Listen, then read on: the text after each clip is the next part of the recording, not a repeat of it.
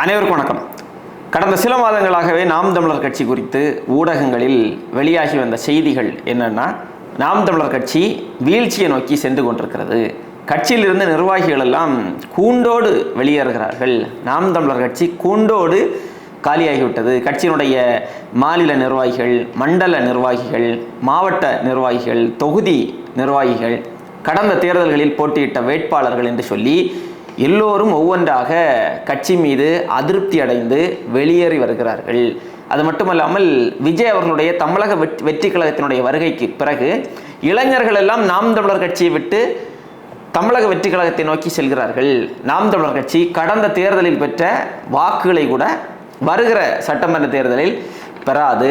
அந்த 8 விழுக்காடு வாக்குகளை மறுபடியும் நாம் தமிழர் கட்சி பெறுவதற்கான வாய்ப்பு கூட இல்லை என்கிற ஒரு கட்டமைப்பை மெல்ல மெல்ல மெல்ல செய்ய ஆரம்பித்தார்கள். நாம் ஏற்கனவே பேசியிருந்தோம். இவர்களுடைய இந்த பரப்புரைகள், ஊடகங்கள் வெளியிடக்கூடிய இந்த செய்திகள் இதெல்லாம் முற்றும் முழுதும் போலியான செய்திகள். இவர்கள் வெளியிடக்கூடிய இந்த கருத்துகளிலோ இந்த செய்திகளிலோ எந்த விதமான உண்மைத்தன்மையும் இல்லை. நாம் தமிழர் கட்சி வீழ்ச்சி அடைந்து விட்டது என்று இவர்கள் சொல்கிறார்கள். ஆனால் கள நிலவரம் என்னவாக இருக்கிறது என்றால், கடந்த நாடாளுமன்ற தேர்தலில் நாம் தமிழர் கட்சிக்கு இருந்த உட்கட்டமைப்பை விட நாம் தமிழர் கட்சியினுடைய உட்கட்டமைப்பு கடந்த நாடாளுமன்ற தேர்தலுக்கு பிறகு வலிமைப்படுத்தப்பட்டிருக்கிறது. அது மட்டுமல்லாமல் தினம் தினம் புதிதாக இளைஞர்கள் நாம் தமிழர் கட்சியை நோக்கி வந்து கொண்டிருக்கிறார்கள். புதிய உறுப்பினர்கள் முன்பை விட வேகமாக தீவிரமாக நாம் தமிழர் கட்சியை நோக்கி வந்து கொண்டிருக்கிறார்கள். எனவே இந்த ஊடகங்களில் வெளியாகக்கூடிய செய்திகள் எல்லாம் நம்ப தேவையில்லை. அதில் எந்த விதமான அடிப்படை முகாந்திரமும் இல்லாமல் முழுக்க போலி செய்தியை கட்டமைக்கிறார்கள். காரணம் என்னவென்றால், ஒரு கட்டமைப்பை செய்ய வேண்டும். நாம் தமிழர் கட்சி வீழ்ச்சி அடைந்து விட்டது என்கிற ஒரு கட்டமைப்பை செய்ய வேண்டிய தேவை இவர்களுக்கு இருக்கிறது. அதனால் என்ன செய்யறாங்கன்னா, ஒரு கட்டமைப்பை செய்யணும்னா மெல்ல மெல்ல கருத்துருவாக்கத்தை செய்வார்கள். அப்போ அந்த கருத்துருவாக்கத்தை செய்து ஒரு போலியான ஒரு கட்டமைப்பை உருவாக்குவார்கள். அப்படி ஒரு கட்டமைப்பை உருவாக்குவதற்காகத்தான் இந்த கருத்துருவாக்கத்தை செய்தார்கள் என்று நம்ம தொடர்ந்து பேசி வந்தோம். இவர்களுடைய இந்த கருத்துருவாக்கங்கள் என்பது போலியான பொய்யான கருத்துருவாக்கங்கள் தான் என்பதை கடந்த 18ஆம் தேதி நடந்த கோவையில் நாம் தமிழர் கட்சி நடத்திய அந்த மாபெரும் மக்கள் திரள் கூட்டம், பிரம்மாண்டமான கூட்டம், பல்லாயிரக்கணக்கான மக்கள் கொடிசியா திடலில் கூடிய அந்த கூட்டம் இவர்களுடைய பொய்யான கருத்துருவாக்கங்கள் அத்தனையையும் உடைத்து நொறுக்கி போட்டிருக்கிறது.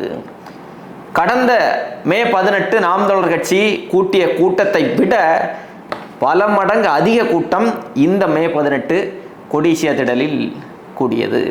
அது எப்படி கூடியது? அதுதான் கட்சி கூடாரத்தோடு காலியாகிவிட்டது இல்லையா? கட்சியினுடைய நிர்வாகிகள் எல்லோரும் வெளியேறி விட்டார்கள் இல்லையா? அப்படித்தானே நீங்கள் செய்திகளை வெளியிட்டீர்கள். கட்சியின் நிர்வாகிகள் எல்லோரும் வெளியேறி விட்டதற்கு பிறகு எப்படி கடந்த முறை நடந்த கூட்டத்தை விட பல மடங்கு அதிகமான ஒரு கூட்டத்தை கூட்ட முடியும்?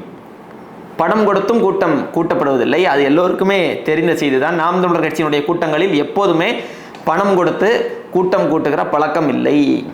குவார்டர் வாங்கி கொடுத்து கூட்டம் கூட்டுகிற பழக்கம் இல்லை. மற்ற ஏதோ ஒரு ஆதாயத்தை சொல்லி கூட்டம் கூட்டுகிற கூட்டமும் நாம் தமிழர் கூட்டம் இல்லை என்பது எல்லோருக்குமே தெரியும். நாம் தமிழர் கட்சிக்கு கூடக்கூடிய கூட்டம் என்பது கருத்தியலால், தத்துவத்தால், கொள்கை கோட்பாட்டால், சித்தாந்தத்தால் கூடக்கூடிய கூட்டம் என்பது எல்லோருக்குமே தெரிந்த செய்தி தான். அப்படிதான் இந்த முறையும் கூட்டம் கூடியிருக்கிறது. எப்படி இந்த கூட்டம் கூடியது? இவர்கள் சொன்னது போல் கட்சி பலவீனம் அடைந்து விட்டால் இது போன்ற ஒரு கூட்டம் கூடியிருக்காது. பல நாற்காலிகளும் காலியாக இருந்திருக்கும். ஆனால் அங்கே நடந்த சம்பவம் என்ன அப்படின்னா, மக்கள் உட்கார்வதற்கு நாற்காலியே இல்லை என்கிற அளவிற்கு கூட்டம் அலைமோதியது. எப்படியாவது ஒரு கருத்துருவாக்கத்தை செஞ்சிடணும், எப்படியாவது நாம் தமிழர் கட்சியை வீழ்த்தி விட வேண்டும். கருத்தியல் ரீதியாக, கோட்பாட்டு ரீதியாக இவர்களை நம்மால் வீழ்த்த முடியாது. அதனால் அவதூறுகளை பரப்பி வீழ்த்தி விடுவோம் என்று சொல்லி இவர்கள் கடந்த ஓராண்டுக்கு மேலாக பரப்பிய அந்த அவதூறு செய்திகள், போலியான அந்த கட்டமைப்புகள் அத்தனையும் சுக்கு நூறாக உடைந்து நொறுங்கி போயிருக்கிறது. என்னதான் நீங்கள் அவதூறுகளை பரப்பினாலும், என்னதான் நாம் தமிழருக்கு எதிரான கருத்துருவாக்கங்களை செய்தாலும், களத்தில் நாம் தமிழர் கட்சியை உங்களால் ஒருபோதும் வீழ்த்த முடியாது. நீங்கள் செய்யக்கூடிய அந்த பரப்புரைகள் ஒருபோதும் நாம் தமிழருக்கு எதிராக எடுபடாது என்பதை மறுபடியும் ஒரு முறை நாம் தமிழர் கட்சியினுடைய மே 18 கூட்டம் உறுதிப்படுத்தி இருக்கிறது. அது மட்டுமல்லாமல் இன்னொரு மிக முக்கியமான செய்தி என்னன்னா, அண்ணன் சீமான் அவர்கள் இந்த தேர்தலிலும் தனித்தே போட்டியிட போகிறோம் என்பதை மறுபடியும் உறுதிப்படுத்தி இருக்கிறார். இது முக்கியமான செய்தியா என்று கேட்டால் நாம் தமிழர் கட்சியினரை பொறுத்த வரைக்கும் இது முக்கியமான செய்தி இல்லை. ஏனென்றால் இந்த செய்தி ஏற்கனவே தெரிந்த செய்தி தான். எப்போதுமே நாம் தமிழர் கட்சி இந்த தேசிய கட்சிகளோடு திராவிட கட்சிகளோடு கூட்டணி வைக்கப் போவதில்லை, தனித்தே தேர்தலை சந்திக்கும் என்பது நாம் தமிழர் கட்சியினருக்கும் நாம் தமிழர் கட்சியை தீவிரமாக கவனித்து வரக்கூடிய நாம் தமிழர் கட்சியை ஆதரித்து வரக்கூடிய நபர்களுக்கும் தெரியும். ஆனால் இந்த ஊடகங்கள் கடந்த சில மாதங்களாகவே சில செய்திகளை எல்லாம் வெளியிட்டார்கள் இல்லையா?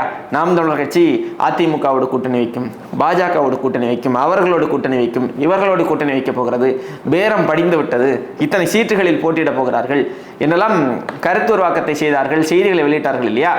அந்த செய்திகளை வெளியிட்டவர்களுக்கும் சரி, அந்த செய்திகளை நம்பிய மக்களுக்கும் சரி, அண்ணன் சீமான் அவர்களுடைய இந்த அறிவிப்பு என்பது முக்கியமான ஒரு அறிவிப்பாகத்தான் இருக்கும். அண்ணன் சீமான் அவர்கள் இப்போதல்ல, தொடர்ந்து இந்த கருத்தை தான் சொல்லிட்டு வர்றாங்க. 2016ஆம் ஆண்டு தொடங்கி அதை தொடர்ந்து 2019 தேர்தலில், 2021 தேர்தலில், 2024 நாடாளுமன்ற தேர்தலில், 2024 நாடாளுமன்ற தேர்தல் முடிந்ததற்கு பிறகு கூட பல முறை அண்ணன் சீமான் அவர்கள் இந்த கருத்தை உறுதிபட தெரிவித்தே வருகிறார். நாங்கள் தனித்தே போட்டியிடுவோம், பல இடங்களில் வேட்பாளர்களையும் அறிவித்து நாங்கள் தேர்தல் வேலையே ஆரம்பித்து விட்டோம், இதுக்கப்புறமா நாங்கள் எங்கெங்க போய் கூட்டணி வைக்கிறது, கூட்டணி வைப்பதற்கான அவசியம் எங்களுக்கு எங்கே இருக்கிறது, தேர்தல் வேலையே நாங்கள் ஆரம்பித்து விட்டோம் என்று பல முறை அண்ணன் சீமான் அவர்கள் சொன்னதற்கு பிறகும் அதெல்லாம் இல்லைங்க, அரசியலில் என்ன வேணாலும் நடக்கலாம், நாம் தமிழர் கட்சி இந்த முறை அதிமுகவோடு பாஜகவோடு கூட்டணி வைக்கத்தான் போகிறது என்று சொன்ன அத்தனை பேருக்கும் அவர்களுடைய வாய்களை அடைக்கக்கூடிய விதத்தில் ஒரு பதிலை மறுபடியும் மே 18 கூட்டத்தில் அண்ணன் சீமான் அவர்கள் தெரிவித்திருக்கிறார். கூடுதலாக இன்னொரு செய்தி என்னன்னா, இந்த முறை கடந்த முறை இப்போ 234 தொகுதியில் 117 பெண்கள் 117 ஆண்களுக்கு தேர்தலில் போட்டியிடுவதற்கான வாய்ப்பு மறுபடியும் வழங்கப்பட இருக்கிறது. அதை தாண்டி 134 தொகுதிகளில் இளைஞர்கள், 234 தொகுதிகளில் 134 தொகுதிகளில் இளைஞர்கள் 25 முதல் 35 வயதுக்கு உட்பட்ட அந்த வயதுக்குட்பட்ட இளைஞர்கள் 134 பேர் தேர்தலில் போட்டியிடுவதற்கு களம் இறங்குகிறார்கள். இளைஞர்கள் எல்லாம் நாம் தமிழர் கட்சியை விட்டு வெளியேறுகிறார்கள், இளைஞர்கள் எல்லாம் நாம் தமிழர் கட்சியிலிருந்து நகர்கிறார்கள், நாம் தமிழர் கட்சி வேண்டாம் என்று ஒதுங்குகிறார்கள் என்று ஒருபுறம் பொய் பரப்புரைகள் செய்து கொண்டிருக்கக்கூடிய இந்த நேரத்தில் 134 இளைஞர்களை நாம் தமிழர் கட்சி நிறுத்த போகிறது என்கிற செய்திகள் அண்ணன் சீமான் அவர்களால் வெளியிடப்பட்டிருக்கிறது. இந்திய அரசியல் வரலாற்றிலேயே ஒரு கட்சியில் இத்தனை இளைஞர்களுக்கு ஒரே தேர்தலில் இத்தனை இளைஞர்களுக்கு போட்டியிடுவதற்கு வாய்ப்பு ஒரு கட்சியால் வழங்கப்படுகிறது என்றால் அது நாம் தமிழர் கட்சியால் மட்டும்தான். ஏனென்றால் கட்சி இளைஞர்களுக்கான கட்சி முழுக்க இளைஞர்கள் தான் நிரம்பி இருக்கிறார்கள். இவர்கள் சொன்னது போன்று எந்த இளைஞர்களும் நாம் தமிழர் கட்சியை விட்டு வெளியேறல. நாம் தமிழர் கட்சியில் இருக்கக்கூடிய இளைஞர்கள் கருத்தியல் ரீதியாக ஈர்க்கப்பட்டு, கொள்கை ரீதியாக ஈர்க்கப்பட்டு, தத்துவ புரிதலோடு, சித்தாந்த புரிதலோடு, கோட்பாட்டு புரிதலோடு வலுவாக இந்த கட்சியில் இருக்கக்கூடிய நபர்கள். அவர்களை விலை கொடுத்தெல்லாம் வாங்க முடியாது, திரை கவர்ச்சியாலும் அவர்களை வாங்க முடியாது. அது போக போக தெரியும். இனி அடுத்து ஓராண்டு காலம் இருக்கிறது இல்லையா? ஓராண்டு காலம் கூட இல்லை தேர்தலுக்கு. ஆனால் சீமான் அவர்கள் அத்தனை வேட்பாளர்களையும் அறிவிப்பார். அறிவித்ததற்கு பிறகு நாம் தமிழர் கட்சியினுடைய உண்மையான பலம் என்ன என்பது இந்த பொய் செய்திகளை பரப்புபவர்களுக்கு தெரியும். எத்தனை அவதூறுகளை பரப்பினாலும் நாம் தமிழர் கட்சியில் இருக்கக்கூடிய இளைஞர்களை ஒன்றும் செய்ய முடியாது. இன்னொரு கட்சியில் போய் சேர்ந்து விடலாமா என்கிற எண்ணம் கூட நாம் தமிழர் கட்சியில் இருக்கக்கூடிய இளைஞர்களுக்கு வராது. ஏனென்றால் தத்துவத்தால் கட்டப்பட்ட கட்சி, தத்துவத்தால் ஈர்க்கப்பட்டு தத்துவத்தால் இந்த கட்சியில் இருக்கக்கூடிய நபர்கள் தான் நாம் தமிழர் கட்சியில் இருக்கக்கூடிய இளைஞர்கள்.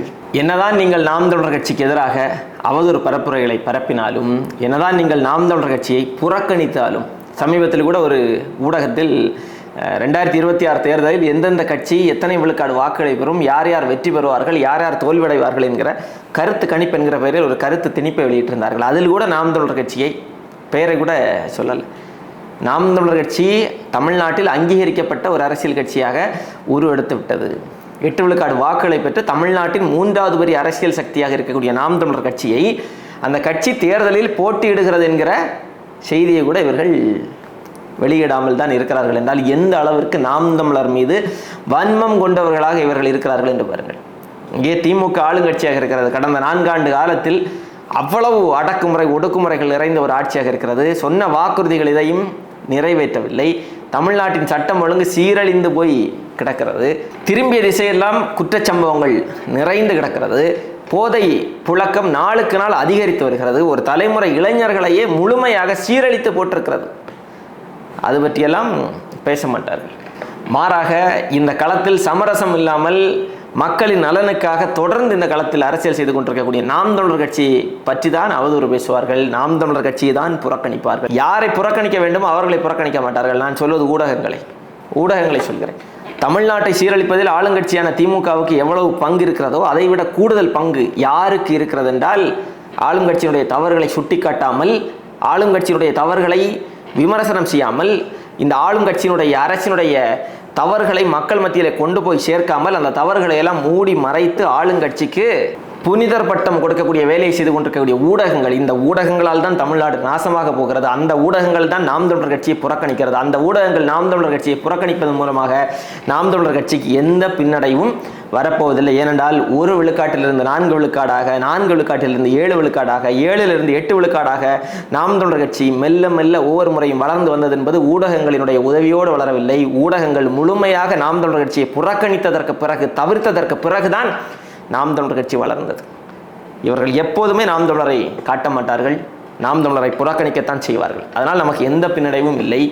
ஒரு காலம் வரும், அவர்களாக தேடி வந்து நாம் தமிழரை காட்டக்கூடிய ஒரு காலம் உறுதியாக வரும். அந்த காலம் வருவதற்கு ரொம்ப நாள்லாம் இல்லை. வருகிற 2026 சட்டமன்ற தேர்தலில் அந்த காலம் உருவாகும். நாம் தமிழர் கட்சி 8 விழுக்காடு வாக்கிலிருந்து எத்தனை விழுக்காடாக தன்னுடைய வாக்கு வங்கியை உயர்த்த போகிறது என்பதற்கான தேர்தல் அல்ல 26 தேர்தல். மாறாக நாம் தமிழர் கட்சி தன்னுடைய முதல் வெற்றியை சட்டமன்றத்தில் பதிவு செய்வதற்கான தேர்தல் தான் 2026 தேர்தல். அந்த தேர்தல் முடிவுகள் வருகிற போது இவர்கள் இப்போது வரைக்கும் போலியாக கட்டமைத்து வைத்த பிம்பங்களும், இனி வரும் காலங்களில் அடுத்த தேர்தல் வரைக்கும் இவர்கள் போலியாக கட்டமைத்து வைக்கக்கூடிய பிம்பங்களும் அத்தனையும் நாம் தமிழர் கட்சியினுடைய வெற்றியால் உடைத்து நொறுக்கப்பட போகிறது என்பதில் எந்த விதமான மாற்று கருத்தும் இல்லை.